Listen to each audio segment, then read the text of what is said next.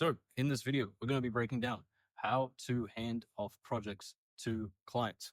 And there's two key frameworks that I like to use for this, and we're going to be breaking it down right now. So I think we'll start off with the first framework, which is personally my least favorite and one I don't recommend because one, you make less money from it, and two, it's a massive headache for absolutely everyone. So option one, my least preferred option, is actually giving everything to the client. So beautiful. I'm just checking that work. So option one is giving everything to the client. And depending on what you're working with, whether it's voice AI or text-based LLMs, this would just include the software stack that you're using, get the client to actually make it on their side and put in all their billing information for you. So that way, when you actually go and test these solutions before main production, you're not spending any money on your own. And all the money that you'll be using to test is from the client's own bank account. But there's a few reasons why I don't like this, and I'll quickly break down why in just a second. So we have advantages and disadvantages, and we're going to be going through these one by one and breaking it down. So we'll start with advantages. Number one, like I said, easy. Actually, we'll use a different pen for this one. Where is my black pen? Awesome. So less money spent on testing. So there's less money coming out of your pocket when you test these solutions because all that money, all that billing information is put under the client. But at the same time, because the client is having to come in and actually do all this crap for you instead of you doing it yourself, which you should be, there's more friction, more friction. What do I mean by this? Well, you can imagine friction as this sort of form of getting from one thing to another, right? When you, for example, are driving your car on the road, right? Depending on the actual road topography, there could be more friction or less friction. More friction means it's harder for you to get from your designated spot at point A to point B, whereas less friction gets you from point A to point B much quicker and is a great experience for everyone. In this case, if you're getting the client to build out their own Google accounts, their own whatever, put in their own billing information, fill out any regulatory bundles for like Twilio and stuff, it's going to result in more friction, which ultimately leads to less money that you can charge them because they're still having to do more stuff for you when you should be doing it yourself. And it's going to take longer for projects to actually get completed. Longer project timeline. Excuse my writing, but I hope you can read that. So more friction equals less money that you can actually give or actually sell to your client and longer project timeline because you're going to have to keep going back and forth with these guys going like, hey, did you set up this or did you set up that? And they'll be like, probably ghost you for a few days. And then they'll be like, oh yeah, I forgot to do that. Let me do it this afternoon. And then they don't end up doing it. Right. So I personally don't like this method where you get the client to do everything on their end. Another disadvantage is it's a lot harder to upsell and to actually provide some sort of maintenance package or performance package. So less viability. Wow, my writing is awful. I'll get better at this, don't worry. Less viability for maintenance. Right? Less viability for a maintenance package because, well, what are you actually maintaining if the client owns everything, right? And I guess one of the advantages with this sort of model, and we've talked a lot about disadvantages, but there are some niche advantages. First of all, scope creep decreases. And if you don't know what scope creep is, it's pretty much this concept where you've agreed with the client on certain project objectives and overviews and timelines. And when you actually hand off this project to the client, they could potentially come back to you after everything's been done and say, hey, can we add this feature? Or can we add that feature? Or I don't like the way this thing sounds, right? That sort of stuff. And when you are the one who owns these systems and has all this information under your accounts, there's a much higher chance to actually do scope creep as opposed to the client having everything on their end so that if something does go wrong, they're very much less likely to contact you to tell you to fix it because you own everything. And if they were to contact you, they would be expecting to pay you as opposed to when you keep the systems yourself, it's more so expected that you do it for free, right? So scope creep is actually kept on a minimum with this sort of offer, which is awesome. And the thing with scope creep that you can actually combat is using cosine similarity testing. So a little bit of game for you guys. Cosine to combat scope creep, use cosine similarity testing. Now, I'll touch on what cosine similarity testing is in a bit, but there's some more stuff that I actually want to go over. So advantages, less money spent on testing, minimal chance of scope creep, And also, it's a lot easier to hand over. So the handover is easy. So actually giving these systems to your client is easy because, well, the client owns it, right? There's not much to really hand over. You can't just message them saying, hey, everything's built out, everything's set up. You want to give it a try? Great. Let's push this to production. Right. So that's pretty much everything that I wanted to break down with this model where you give everything to the client. It can work in some situations depending on what you're doing, but for the most part, we're going to break down the second pricing strategy that I personally prefer and I think is much more suited for people with experience and people who are looking to stay with this in the long game and create some sort of recurring revenue model with these systems. So generally not recommended because if something breaks or if there's new models, new softwares, or if something gets discontinued, the client has absolutely no idea how to fix it. And this is also not the best model if the client wants education. So another thing I'll put here is, oh well, you can actually educate. I hope you guys can read that, but that says you can educate them. So most times when you're building these projects, the client wants to actually learn how these systems work themselves, like the architecture, the model choices, etc., so that they can go and teach other people within their field because they love doing that for some reason. And this model is pretty good because obviously they have access to everything, so they can actually view all the models, architecture, and understand everything to a high enough level on their own. But once again, I wouldn't recommend this because you can easily just do this as a coaching package, right? If you've been in the game long enough, you'll be able to do or offer a coaching package, will basically take them from A to B as fast as possible, and how good you are. That's also another advantage with this model is that it's very easy to educate them. You don't need to make like and stuff because they have everything. But yeah, model one, which is basically giving the client everything. And yeah, when it's time to hand over, you don't own any of the softwares or the tools or whatever. All of it's given to the client and you're completely left out of the situation. It's very much so a set and forget sort of thing. In fact, I might even write that here. The option one is set and forget. And that's pretty much everything I wanted to break down about option one. I mean, writing is terrible, but some other points I wanted to mention is value of the project decreases because the clients have to pay out of their own pockets for this to be built, and it's going to take longer to actually get the project built. So obviously, these projects take longer to build. The overall perceived value is going to decrease because, well, people are trying to pay for you to get this project done as fast as possible, right? People are paying for your time. And if you're going to take months to get your client to set up their VAPI or retail account, you can barely charge these guys anything because at the end of the day, it's the same thing. It's just who can do it the fastest, who can do it the most efficiently, and who can obviously do it the best, right? So that is option one. And let's get into option two. Okay, option two is actually just keeping everything to yourself. And this is basically all the advantages and disadvantages, so I don't have to write it out in this. Okay, so this is more or less the opposite of the first option. So we're going to start with advantages. So advantage one is less friction, right? Less friction, which results in being able to charge more money. Less friction also results in less time to completion. I'm going to redo that actually. So less friction also results in less time to completion, which ultimately results back to the same thing. You can charge more money for these systems because one, the client barely has to do anything. You just have to say, hey, here's basic information from you like scripts or outlines or brand, appearance, etc. And then they'll be like, okay, here it is. And then you'd be like, great, I'll talk to you soon. We'll keep you updated on how we're doing.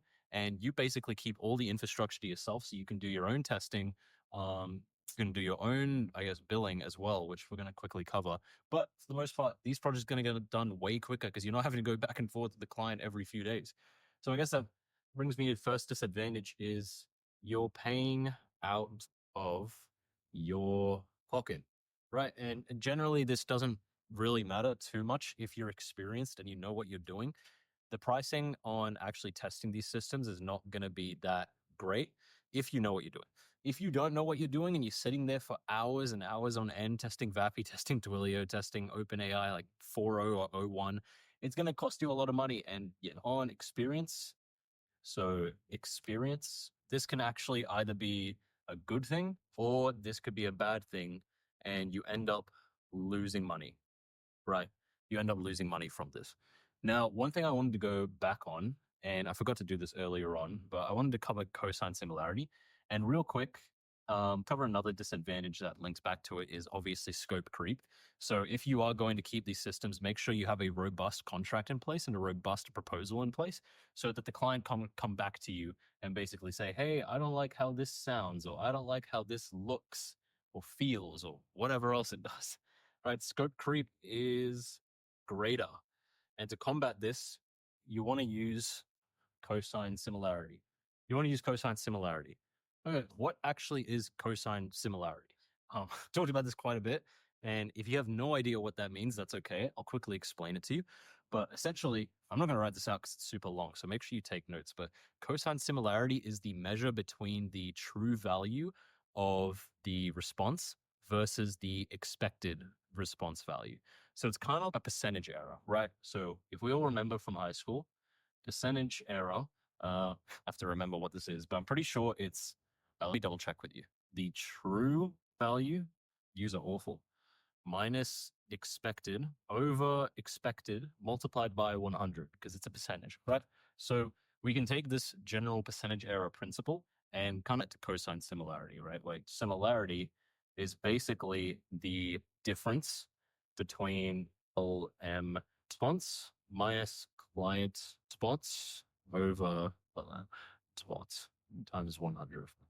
This isn't actually how the math works behind the hood, but this should give you some sort of visual representation on how you can use cosine similarity to basically fact check your responses to the actual client response.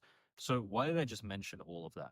Well, if we go back to the previous, board, what we can basically say with cosine similarity is, let's say the client wants certain wording to be like, for example, we'll do it down here just so I have a bit more leeway.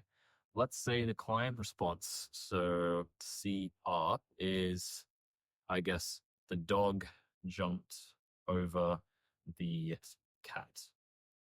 So this is what the client wants. He wants the exact phrasing to be, the dog jumped over the cat.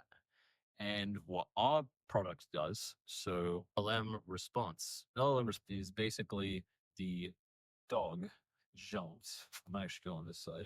Our response is basically the dog jumped on top of the cat. In fact, I might actually make this look nicer.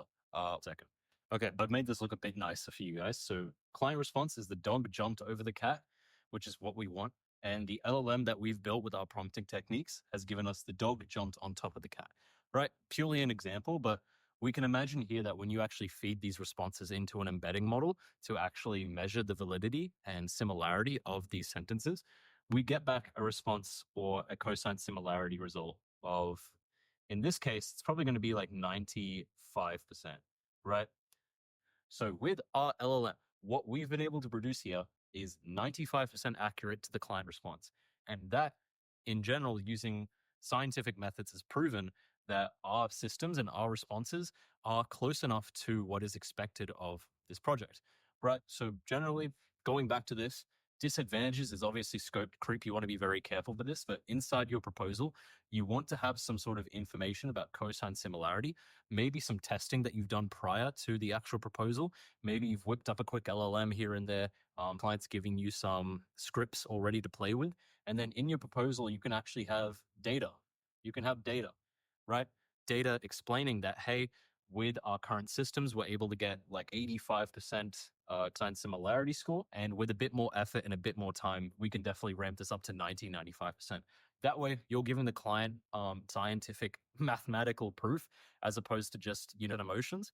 And that I found has tended to perform so much better when you actually finish building out these projects for the clients. And then when they come back to you, it's never usually about the project. It's more so about future projects because they know that, hey, it doesn't sound exactly the same as our product, but through scientific methods that they've actually proven, it's 95% accurate. So that can be a disadvantage if you're not careful, actually keeping these systems and tools to yourself. But I think if you're able to outline scope creep really well in your proposal, then I see no issue with this. So yeah, the second option is keeping all the system to yourself. I really like it because one, less friction, less time to actually complete it because you're not having to go back and forth with the client, which means more money in your pocket. Number two, guess the scope creep, obviously greater. But if you're experienced and you know what you're doing and you can actually do it well, You can absolutely outline cosine similarity. And I guess another thing I wanted to point out here is, might actually do it down here. Another thing as well is you can do an exploration phase. So this actually links really well with cosine similarity.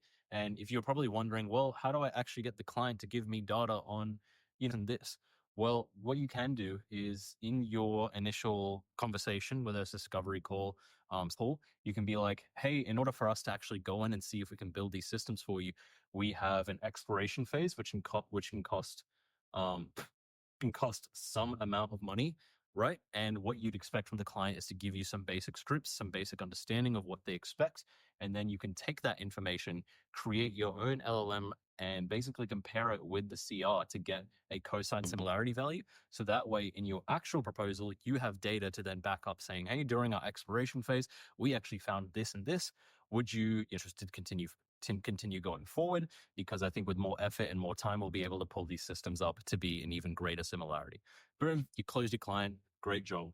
Love this. I think this is awesome. And then another thing as well, which we're running out of space here, but another thing as well is you can also charge maintenance package because you own everything.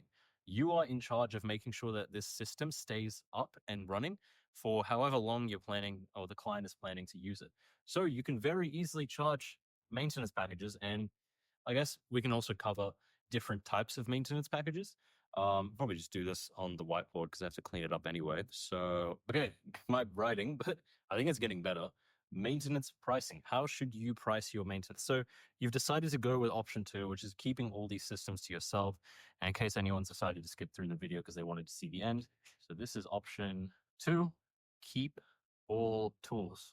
So option 2, you keep all of your tools to yourself. And now you're thinking, how do I actually want to price this maintenance? There's 2 main options that you can go for here.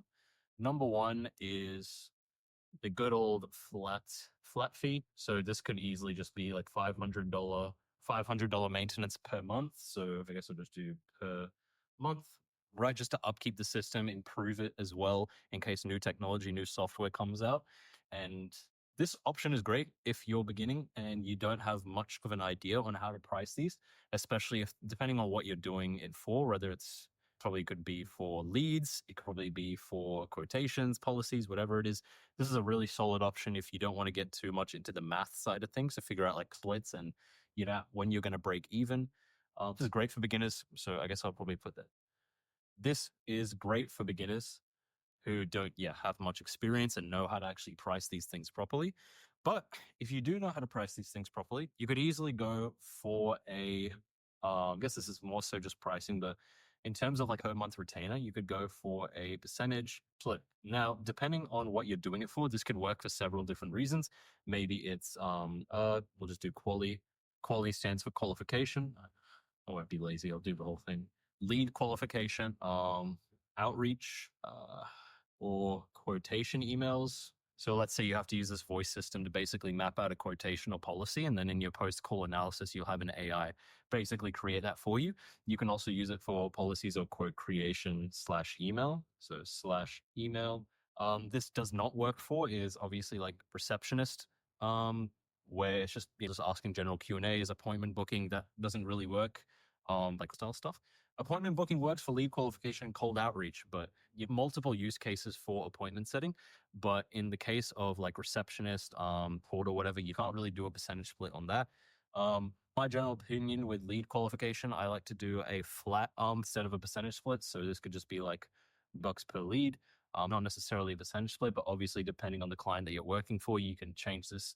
But generally, I like to do 10% of the expected value of that potential lead, not the lifetime value, but the initial expected value. So how much is a lead worth to the client? Great. I'll take 10% of that for you using my system.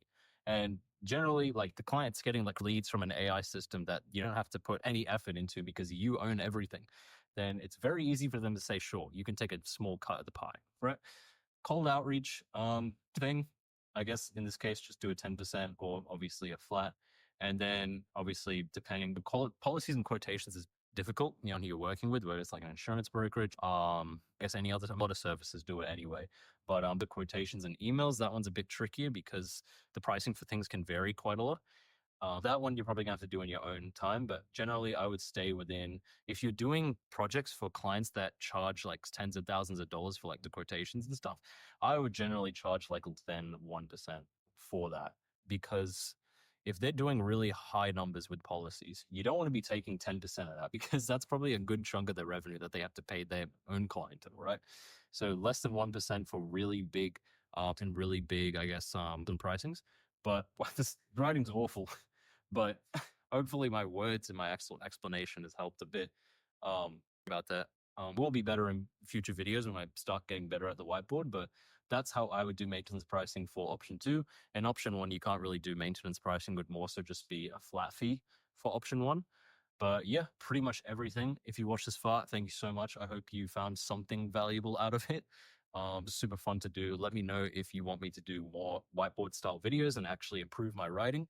In the description, book a call with me. Feel free to shoot me an email if you have any business inquiries or if you need any help with anything, or just shoot me a message on LinkedIn. I think it should be down there as well. But yeah, have a great day and thank you for watching.